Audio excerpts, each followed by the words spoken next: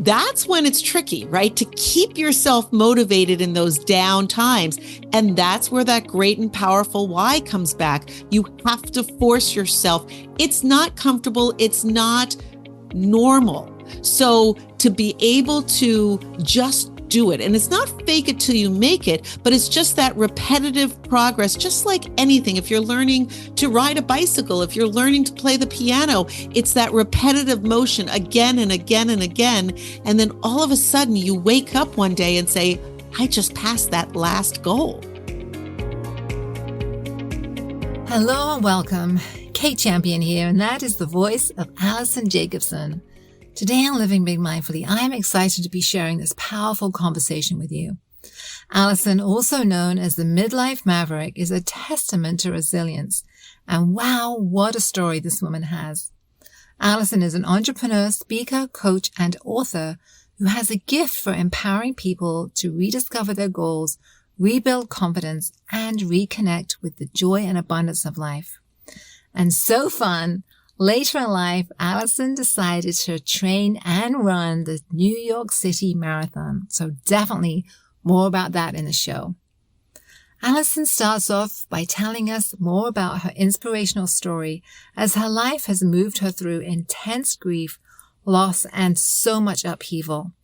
All of which she says has led to where she is and what she's doing today.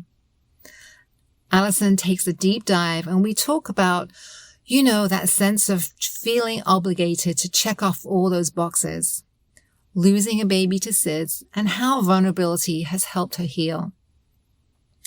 Then Alison unpacks the how and the why of building self-confidence with tons of helpful tips and strategies, including her magic word. So definitely check that out. No surprise, Alison wraps it all up with some heartfelt sage advice. Everything we do here, from the podcast to the books to the communities, is all about supporting and inspiring you to live a longer, stronger, more intentional life. And this conversation crushes it. Again, proof that it's never too late to reset your compass, build confidence, and go out and crush those goals. Remember, download your copy From Panic to Peace, your free guide, a must if you or a loved one is struggling with a sense of overwhelm, stress, or anxiety. And of course, you can book your free consult call with me too. Everything can be found by visiting katechampionauthor.com. And whether you're listening for the first time or a regular, please know I appreciate you, I support you, and I thank you so much for listening today. Okay, my friends, here's Alison.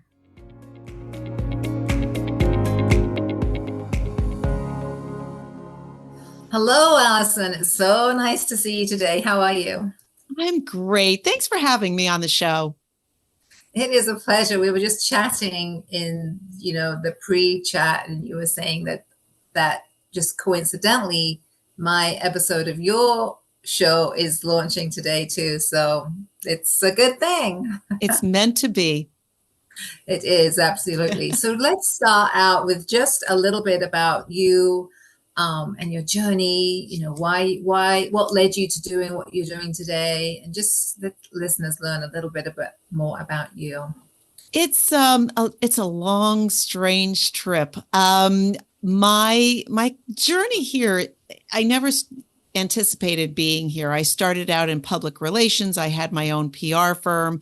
I was living in Los Angeles, having the best life I could imagine, got married. So checking off all those boxes of what I thought I was supposed to do, and had my first child. And unfortunately, he died of SIDS at 3 months and 24 days. And I was 30 years old at the time. I did not have the maturity to even cope with something like this, as any mother wouldn't. And while it was absolutely tragic, it fundamentally and profoundly shaped who I am today. And as much as I would want him back, it really made me who I am, and I'm grateful for that. Fast forward, I had another child. He's going to be 26 in June, and unfortunately, he has intellectual disabilities.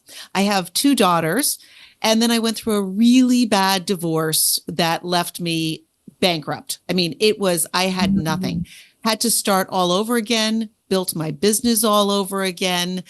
And then after the divorce, met and married this amazing man. And unfortunately, 4 weeks after we were married, he was diagnosed with primary progressive MS. And he went from walking at our wedding to being in a power chair in about 3 years. So I went from being a new bride to a caregiver for another generation of men in my life.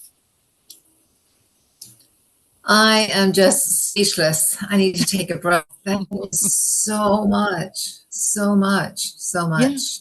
Yeah. And you know, it's interesting. I believe in being vulnerable and honest, and I am a coach. I'm a motivational speaker because I want to help people get over their grief, and especially women in midlife, to get past those obstacles and fears and challenges and live the best life. But that doesn't mean I don't have horrible nights. I did an Instagram post this morning. Last night I was a mess, and I said, thank God for girlfriends, because I called my friend at 8:30 last night and said, can you just come outside into your driveway and sit in the car with me and bring a bottle opener and a box of tissues? And she did. And sometimes you need that. And I talk to people about that. It's okay for us to have a pity party, but at some point you have to leave the party. So I had a good cry last night. I got it all out, and I'm back to where I need to be today. But you need to have those vulnerable times as well.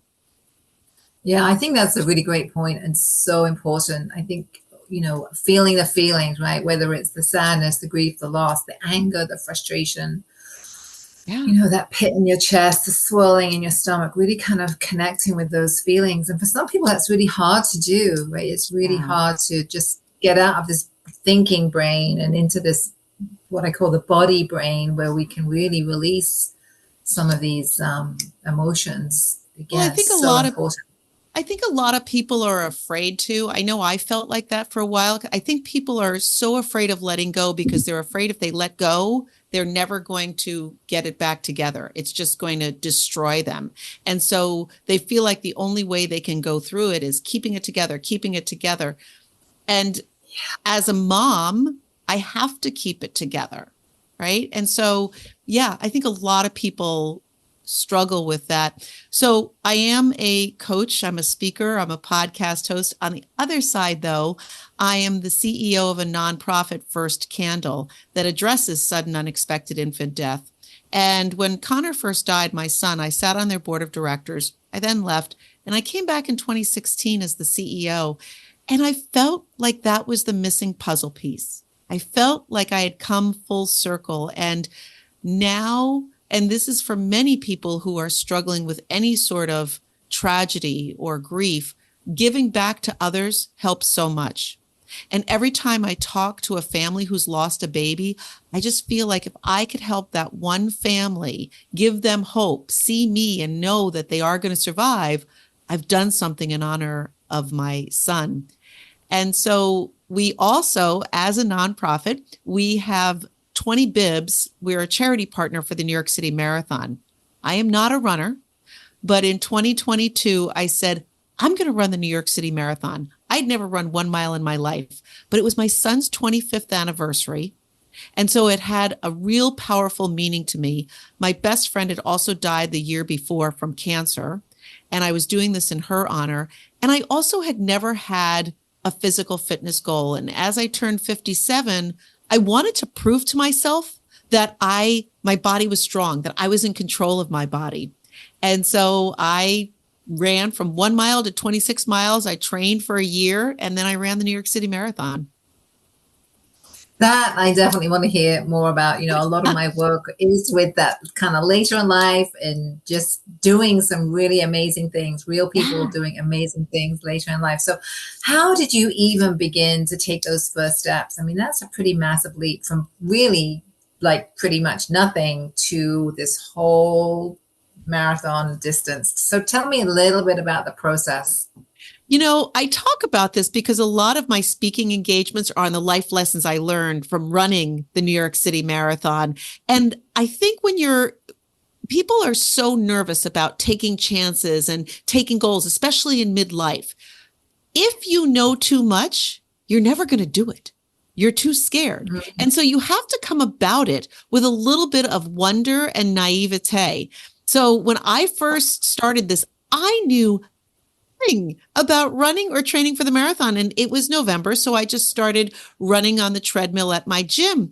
And people would come up to me and say, so you're running the marathon. What's your training program? I was like, I don't have a training program. And I said, it's the Forrest Gump method. I'm just going to keep running till I stop. So I really came about it with an openness to it, not knowing what to expect. If you think too far ahead, you're going to just stop in your tracks because it's so overwhelming. And so I came about it as a sense of wonder, and I celebrated my little wins along the way. When I went from running 1 mile to 3 miles, I celebrated it. That was a very big deal. And I think so often people have their eye on the final prize that they miss looking at those achievements they have along the way. Yeah, I think you make a great point. You make a great point. So there's a couple of things there. So first of all, overcoming the fear, overcoming the discomfort, right? Because let's face it, that's uncomfortable. Not necessarily, I mean, the running, the physical piece, but the psychological piece is uncomfortable, right? Because again, the unknown, you've never done this before, you have no plan. So let's break that down a little bit. Talk about the discomfort and really how you actually kind of pushed yourself out of the comfort zone. Pushed yourself out of discomfort into kind of propelling yourself. Yeah. The only way you can do it, I truly believe this, is to have a great and powerful why. I am sure there are runners that run the marathon frequently, but I hadn't.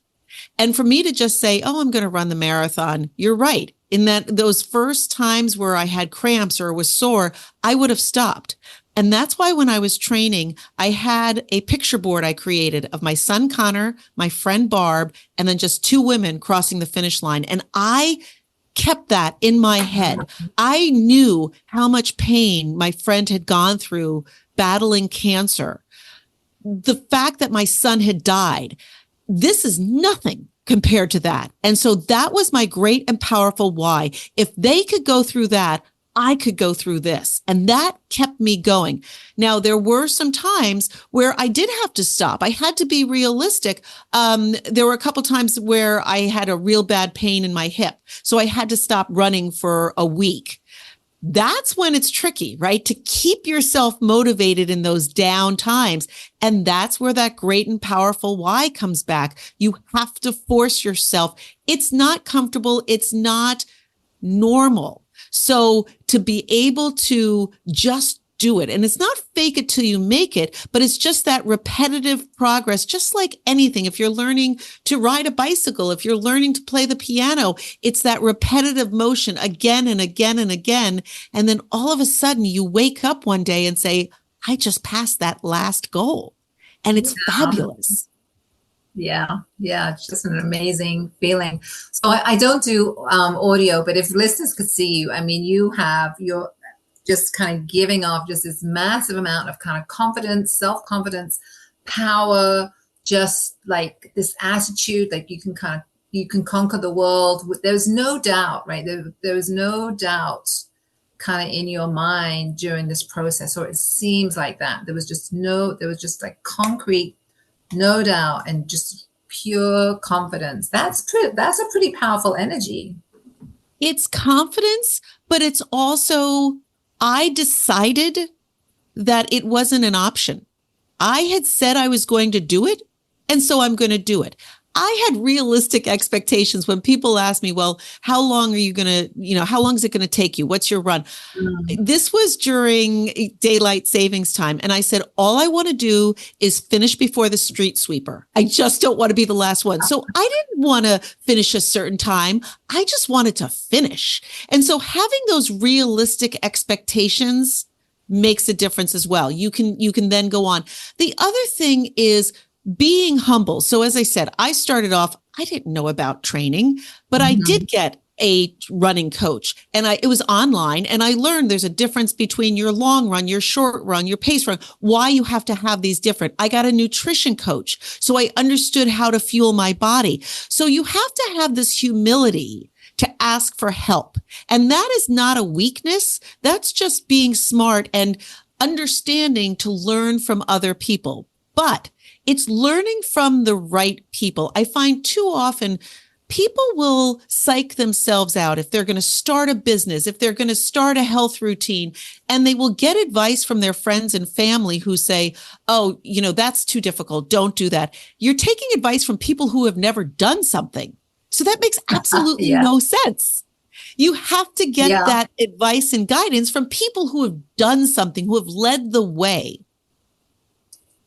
I love that lived experience, not just getting information, but actually getting that expertise, the lived experience, the expert, kind of building this team of people. So you had a coach, you had a nutrition coach. What else? What else did you kind of bring into your world? Well, and I always talk about this with my coaching clients too. You have to put up some boundaries. So what was very funny is my husband, who has MS, used to be a pro athlete. And so he was used to doing everything all the way. It's not good enough to do 2 push-ups. You need to do 20 push-ups. And so I knew that if I talked to him about my excitement of running 1 mile, there would be that feeling of, well, that's all. And it would really bring me down. And so I made sure to put some boundaries around people that I knew weren't going to give me the support I needed. So I shared it with my friend online. I posted a lot on Instagram, not to just brag about myself, but because I needed that support. I actually posted in a Facebook group in my hometown, if you see me running along the road, please honk and wave, because I needed that encouragement. So it's a question of creating your team who's not going to just yes you to death, who is going to support you, but really keeping boundaries around even friends and family who just aren't going to be there for you in the way you need it. Yeah, because sometimes that's the truth, isn't it? There's the loved one, right? That you love to death and all the rest of it, but they're not sometimes your biggest fan, right? And you do really have to kind of discern, right? Who are you getting your support from? Who are you sharing with? And I think as we get in women in midlife, it becomes their adult children who say, oh, mom, I don't know if you can handle this. Oh, mom, are you sure you want to do this? And they're well-meaning, but it's like, you guys, I'm like, yes, I can do this. And thank you for your concern, but I'm doing it. Absolutely. So you are the queen of self-confidence. I mean, that's what you coach. You coach midlife women. You coach all about self-confidence. You clearly have bucket loads, right? It took a ton of self-confidence to get from the couch to the finish line. So tell me a little bit about, some tips and strategies you might share with listeners. Somebody that might be struggling a little bit, thinking about doing something, but they just don't really have the confidence yet to take those first steps. How would you guide somebody? So the first step is to peel back the layers of why there is either limiting beliefs or imposter syndrome or that self-doubt. And very often it comes from our family stories. And our parents are well-meaning, but it's their life experience. And so usually say it is some sort of athletic thing. Usually in your family, your parents said you were the smart one. You were the theatrical one. They wouldn't say you were the athletic one. And so you got this story in your head that you couldn't do it. In my case, my mother had never done anything athletic, nor had my dad. And so when I would do something like skiing, they'd say, be careful, be careful. And so the story that came into me was it's dangerous to do things like that. You could hurt yourself. So it's those stories that play in our background and then it's kind of really supported sometimes and reinforced by other people in our lives, our teachers, our bosses, our spouses, whoever it is. And so when we trip and fall, we may say, oh, I've always been a klutz. That's just who I am. But it's not who you are. It's the story you've told yourself about who you are. So one of the practical things I say is you need to write down everything you've been told about yourself and think about yourself. And then say, is this a fact or is this a belief? because it's almost always a belief. And then you need to say, what have I done in my life to show that this isn't a fact? And you really have to start reprogramming your brain around those facts. And so in my example, I hadn't been a runner. So after I did run 3 miles, I was able to say, I am athletic. I am strong. I am healthy. I can run 3 miles. And I started reprogramming my brain to what that really meant. And I'll never forget, there's also, I had this imposter syndrome thought. So when I was running around town, I would see these other people running and I would say, wow, look at that runner. She's really a powerful runner.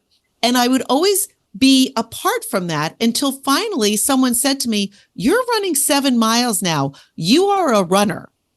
And so a very easy tip, if you are thinking of starting a business, but you're worried about it, go out and create business cards for yourself that have the title of what you want to be. And then go to a party, go to an event, and introduce yourself to 3 people as that thing you want to be in the future.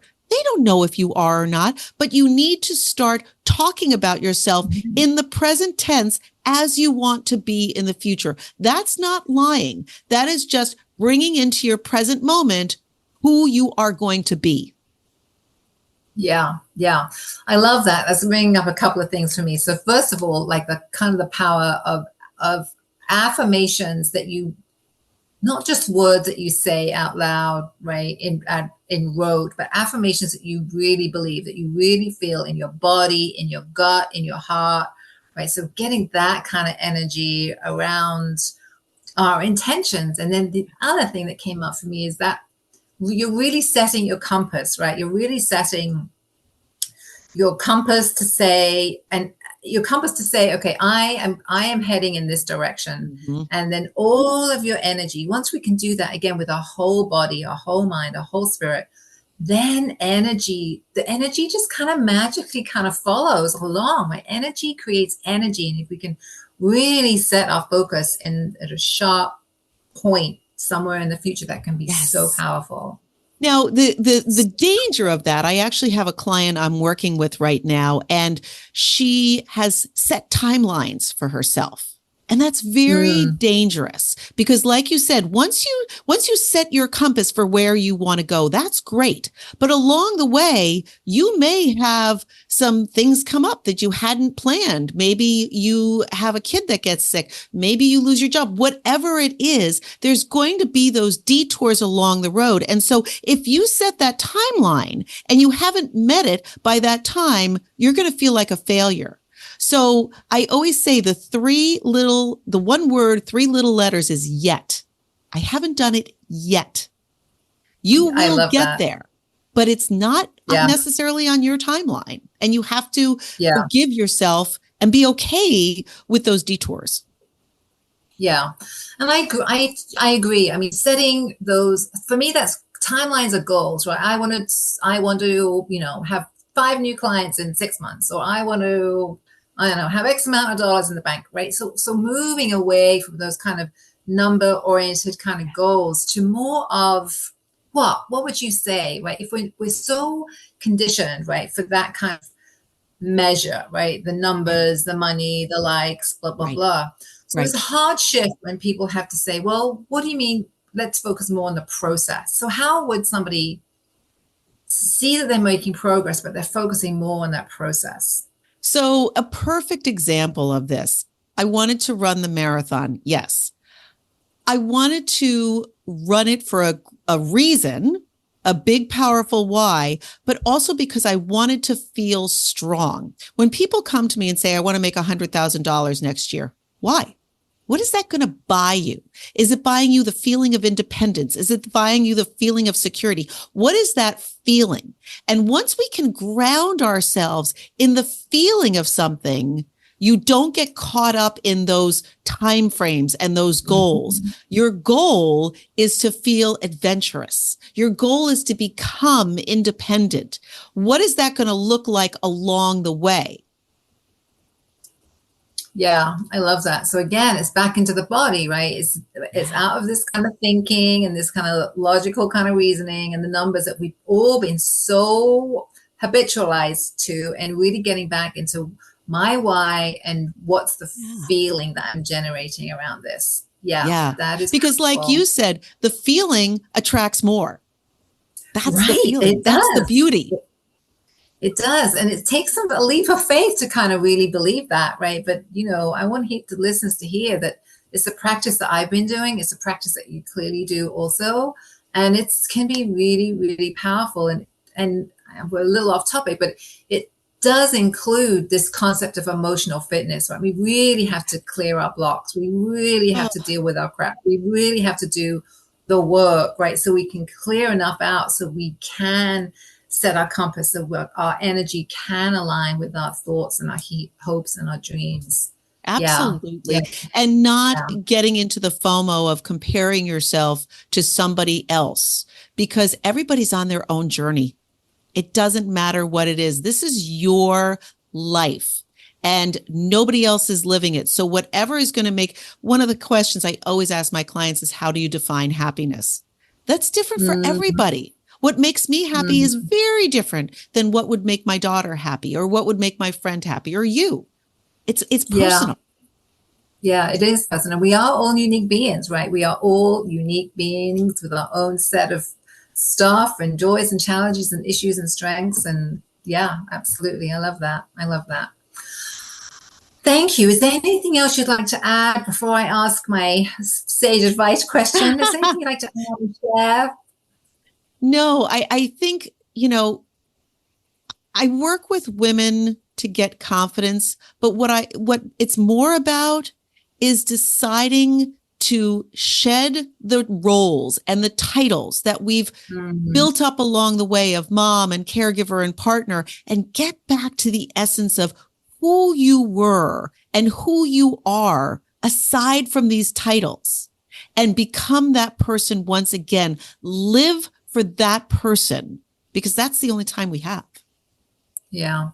And as you say that, I feel a lot of passion around that too, right? That really, you really believe that. You really believe that kind of, and embrace that wholeheartedly, which is wonderful. Yeah. And again, these things are kind of easier said than done, right? It's easy to say the words, but it's hard to do the work. And I guess I want listeners to understand that too. It's possible, but it is a journey, right? It is a commitment. It is a journey. It's kind of like you're always doing the work, and sometimes 2 steps forward and sometimes it's 2 steps back, but ultimately it's worth it, right? When you can really live in freedom, right? Freedom in who you really are as an essence. That's what it's about, is to be you, and the confidence to be you. And that's why I like journaling, because I think that's a great way to be able to look back a year ago and see where you are and realize you've made the progress, because we're in our midlife. We're not going to change everything overnight. It is going to take work and time.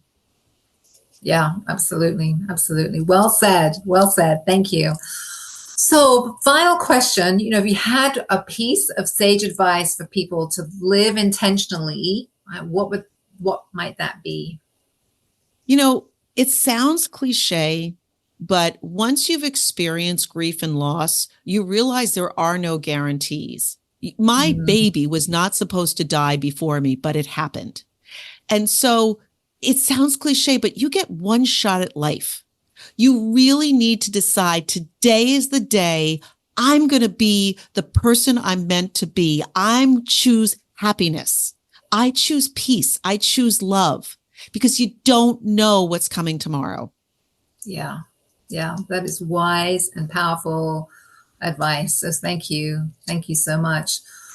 So Alison, where can people find you if they want to connect, find out more about your coaching services, share the love? Where can people find you? So you can go to Alison-Jacobson.com. On there, you can find about my coaching. There's a link to my podcast. There's a link to my book, which is on Amazon, Daily Inspirations for Midlife Women. And you can also find some free resources. I have a great ebook, 5 Tips for Releasing Fear and Living Boldly, that you can find under the courses tab. And that's just some really practical tips to start shedding that fear and living confidently. Wow, that's beautiful. So I will make sure I link to all that and all that good stuff in the show notes. So Alison, thank you for coming on today. I really appreciate you and your work and everything you're doing to help people through grief. Grief and loss is massive, and I just really appreciate you. Thank you. Thank you for having me on.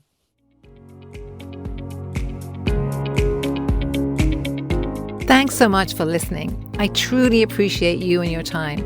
I love to hear from listeners, so connect with me at katechampionauthor.com. Remember to grab your free hiking guide, and please take a quick moment to rate, review, and subscribe to the show. Thanks so much. Take care. Until next time.